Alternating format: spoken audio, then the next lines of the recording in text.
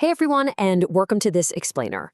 I'm honestly so thrilled to have you here today because we are unpacking one of the most universally frustrating experiences of the modern human condition.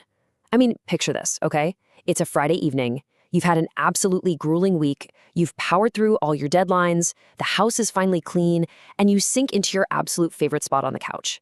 You take a deep breath. You are finally ready to relax. And then bam, out of nowhere, your heart rate takes up. This sudden wave of anxiety just washes completely over you. And instead of experiencing that peace you've totally earned, you're suddenly bombarded by unprompted worries.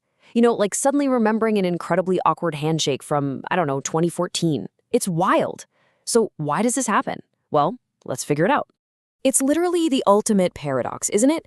I want to ask you directly, why is it that the exact moment we crave peace, the exact moment we have truly earned a break, is so often the exact moment our mind just becomes the absolute loudest? You've cleared your schedule, you've turned off your notifications, and yet that internal chatter cranks up to maximum volume. Honestly, it kind of feels like a betrayal by our own biology. We try to power down, but our brain, for whatever reason, seemingly refuses to get the memo. Right, so we all know this jarring experience. You sit down to rest, and instantly a tidal wave of what-ifs crashes right into your consciousness. Did I phrase that email correctly? Wait, did I leave the stove on? What if that weird noise my car made yesterday is a broken transmission? Or the classic, what am I even doing with my life? And the crazy thing is, these thoughts don't stem from any immediate real-world trigger sitting right in front of you. They're completely unprompted. They just arrive uninvited, pulling you right out of your hard-earned rest and throwing you back into a state of high alert. Okay, let's dive right into this. Section 1, the trap of idle time, when the gears stop turning. So to really understand what's happening here, we have to look at what occurs inside our heads the very moment we stop actively working. You see, we tend to think of relaxation as this simple off switch, but human biology is infinitely more complex than a light switch. The gears in our head don't just stop turning, they actually shift into a completely different mode of operation. Think about it. When our external immediate tasks are finished, when that spreadsheet is closed, the kids are asleep, the chores are totally done, your active focus drops. Complete silence begins. But here's the catch. Your brain is a high-powered, energy-hungry engine. It shifts into what we can call a standby state. It's just idling there, waiting for a directive. And as a result, it becomes incredibly vulnerable to its own internal background processes. Moving on to Section 2, Ghost in the Machine. The uninvited guest of the idle mind. Now, what's really interesting about this concept is how perfectly it captures what's going on. Think of your brain as this brilliant, highly complex mechanical system, just a massive, humming machine. When you don't give this machine a specific task to execute, it occasionally begins to kind of haunt itself. It creates its own internal disruptions. Let's define this clearly. The ghost in the machine is that sudden, unprompted arrival of worry that haunts our thoughts the very moment our brain's active processing stops. And by giving this abstract feeling a name, we make it tangible. It's not some mysterious personal failing on your part, I promise. It is a structural, predictable event. Literally, when the machine has nothing to process, the ghost appears. To put that into perspective, let's compare the two states. The active machine is highly focused. It's productive, and frankly, it's relatively quiet internally because all of its incredible processing power is directed outward toward a specific goal. You're in the zone. But the idle machine, wow, that is a completely different story. Without an external focal point, the machine starts wandering. Its sensors are still wide open and active, but with nothing to look at, it literally starts generating shadows. So the very same processing power that makes you so capable and sharp during the day becomes the exact engine that manufactures your anxiety at night. Which brings us to Section 3, why our brains worry. It's a feature, not a glitch. Let's be absolutely clear here. This haunting is not a malfunction. You are not broken just because you can't relax. In fact, this default to worry is actually a deeply ingrained survival mechanism. From an evolutionary perspective, our brains simply weren't designed to make us happy or relaxed. They were designed to keep us alive. Period.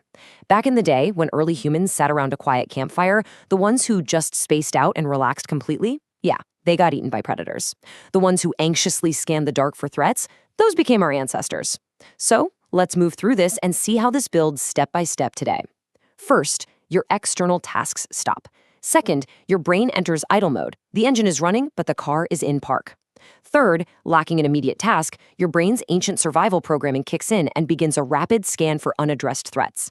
It literally asks, okay, it's super quiet. What danger am I missing right now?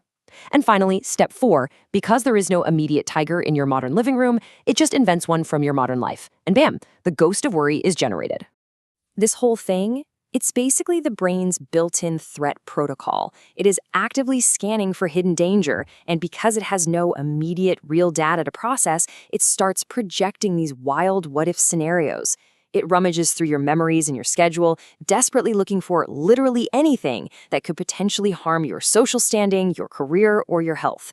It prioritizes negative outcomes because, biologically speaking, ignoring a negative outcome could be fatal. Your brain is literally just trying to protect you. It's just running its routine security sweep. All right, section 4, taming the ghost, stripping the shadow of its power. So now that we know exactly why this happens, how do we actually reclaim our downtime? Well, the secret lies entirely in understanding this mechanical process we just walked through. Once you see the wizard behind the curtain, the magic trick really stops being scary. Those sudden worries about an email, your health, or that awkward conversation from 5 years ago, they aren't necessarily real, and they certainly aren't urgent. They are just the echo of your brain's idle processing power searching for a task.